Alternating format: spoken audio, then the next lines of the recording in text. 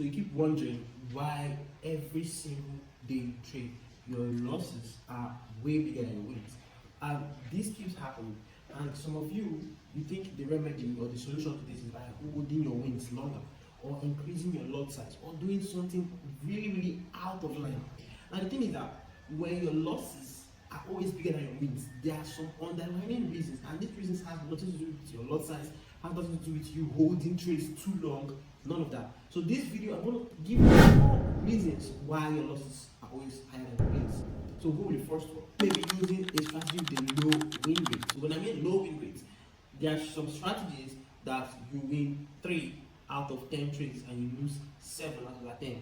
Now, these strategies, it could either be their best performance, or it could be when somebody is doing it wrongly. Now, what I mean is this: if a strategy has to be profitable with a low win rate, then those 3 trades are supposed to give you a high RR, and then those 7 losing trades, you will not be able to go higher than the losses at the end of the month, at the end of the week, or in any, in the long term. But there are cases whereby you have not been able to master your strategy well, you've not been able to refine it, you have not been able to study it properly. If you don't have any staff to prove that it works, what happens is you start winning way lesser than you lose. So when you start winning way lesser than you lose, what happens is, if your strategy is poorly defined, those wins will vanish after these losses. Example, you took 10 trades and you lost 7 and you won 3, and each of those trades that you won 3, it was, let's say it was a 1 arrow each of them, and then you now lost 7 times. What happens is you're going to be in a net loss. So you have to first of all fix your strategy. And how do you fix your strategy? You back test, you study. The more you back test, the more you study, the more you journal, you're going to start seeing areas that you can improve in your system. And I would recommend you don't try to create your own strategy, because if you create your own strategy, it gets even harder. It's important to learn from somebody that already has a working system.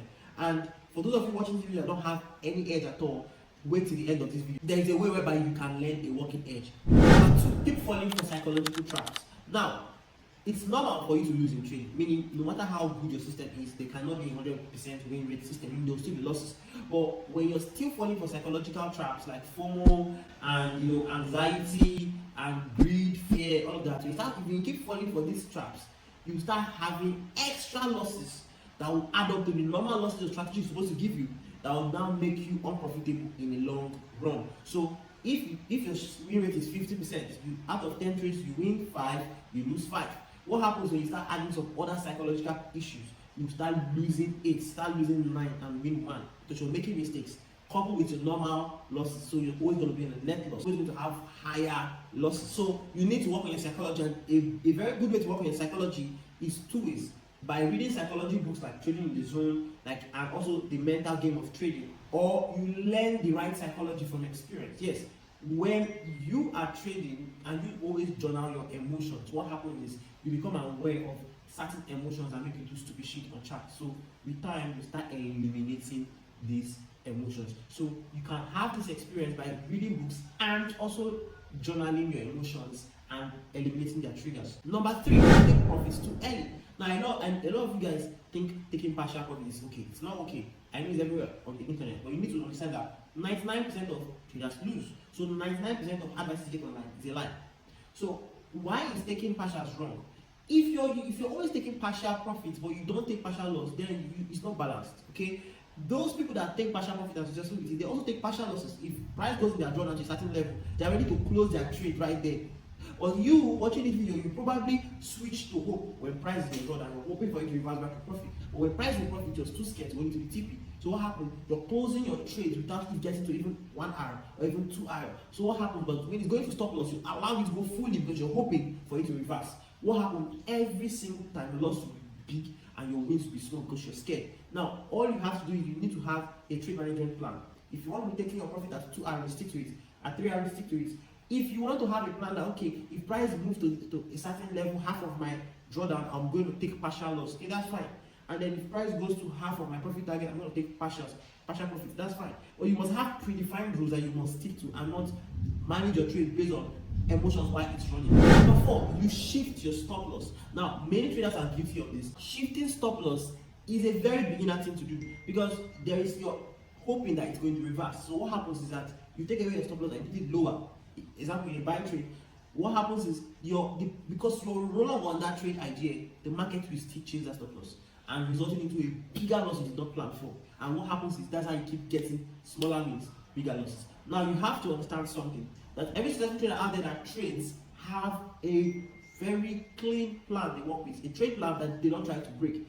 They create this plan before every trading session. So as the trading session just starts, they have what they're going to do in this pair, what they're going to do on that pair, and they will stick to that plan till the session is over. So they always know that, okay, if this price breaks this level, I'm wrong. And that's exactly where they keep their stop loss. They don't keep their stop loss because they have to use a 10 pip stop loss or a 12 pip stop loss. And that is very wrong. A lot of people want to mix risk management with stop loss placement. It's different. You place your stop loss on an area you know that if price get there, you are totally wrong for that trade. That's what you do, regardless of the pips it gives you. So many traders will keep their stop loss anywhere they like, and if price is chasing, don't shift it. But these professional guys, they are going to keep their stop loss where they know if price gets there, they are wrong. So if price actually gets there, they accept the loss and they know that, okay, fine, I am wrong. On to the next trade. So this is what you should do. Have a plan and stick to it when you're setting your stop loss and your TP levels. You must learn from your mistakes if you want your trading to improve. And for those of you that do not have an edge, this is a very good opportunity whereby you can get my working edge. So if you go on through this channel, you see my strategies, how I get my daily buyers, how I get my entry and everything. Now, for those of you that cannot understand via normal videos, if you click on the link on the description, you're able to reach out to me.